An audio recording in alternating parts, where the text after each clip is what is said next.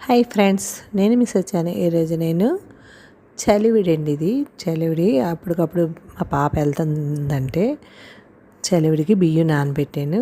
ఒక 2 hours నానబెట్టి ఇలాగ గ్రైండ్ చేసి చలివిడి కింద కొద్దిగా చేసి ఇస్తున్నానండి.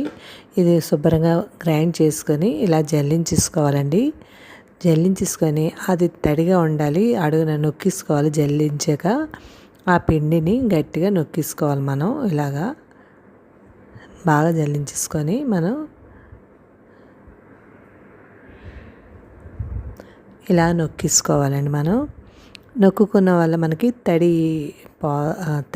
ఆరిపోదు, అలా ఉంటుంది. తడి ఉంటేనే బాగుంటుంది. చలివిడికైనా అరిసెలకైనా దేనికైనా బాగుంటుందండి. ఓన్లీ చలివిడికి అరిసెలకి వాటికి ఇలా తడిగా ఉండాలి పిండి. ఇలా గ్రైండ్ చేసుకొని ఉన్న పిండి కూడా అలా జల్లించిన మొరం కూడా వేసుకొని బియ్యం వేసుకొని ఆడించేసుకోవాలండి. నేను 2 గ్లాసులు బియ్యం వేసానండి. ఈ గ్లాసు తోటి గ్లాసుడు పంచదార వేసాను. కొద్దిగా వెలుతుకి వేసుకున్నాను నేను పంచదార. అంటే 2 గ్లాసులు బియ్యం వేసాను కానీ నేను అంత పిండి వేయలేదండి. ఈ పంచదారకి ఎంత వస్తుందో అంతే కలిపాను నేను చలివిడికి పిండి. ఇందులో కొద్దిగా నీళ్లు వేసుకోవాలి. మనం నీళ్లు వేసుకొని పాకంలా రావాలండి. తీగ పాకంలా రావాలి. చిక్కగా వచ్చేలాగా, మరీ చిక్కగా అయితే విడిపోతుందండి చలివిడికి. అందుకని తీగ పాకంలా తీసుకోండి. చూసారా, స్పూన్తో తీస్తున్నప్పుడు మనకి బొట్లుగా రాలుతుంటుంది. అప్పుడు మనం చూసారా ఇలాగ తీగలా రావాలి. తీగ నిలబడాలండి. ఇలా నిలబడాక మనం ఇందులో పిండి కొద్దిగా వేసుకోవాలండి. మనం ఉండలు లేకుండా చూసుకొని వేసుకోండి. మనకు అప్పటికప్పుడు తినాలనుకున్నా మనం ఇలా సరదాగా చేసుకోవచ్చు, పిల్లల లాంటి వాళ్ళకి.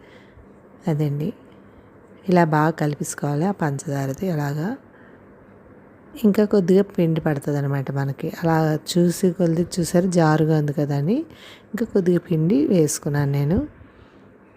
వేసుకొని నాకు ఇంకా గ్లాసుడి పిండి మిగిలిపోయిందండి. అంటే ఆ గ్లాసుకి మనం చేసిందని గ్లాసు సగం పిండి వేస్తే సరిపోతుంది.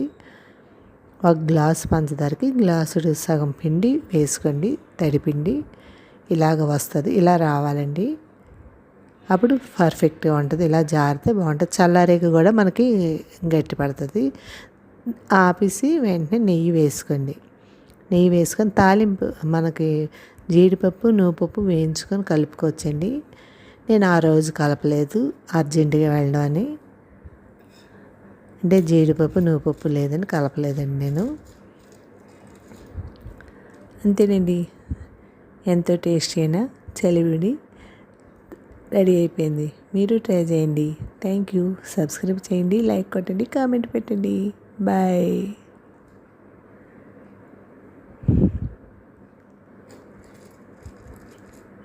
ఇది 15 రోజులు ఉంటుందండి ఇలా చేసుకుంటే. మీరు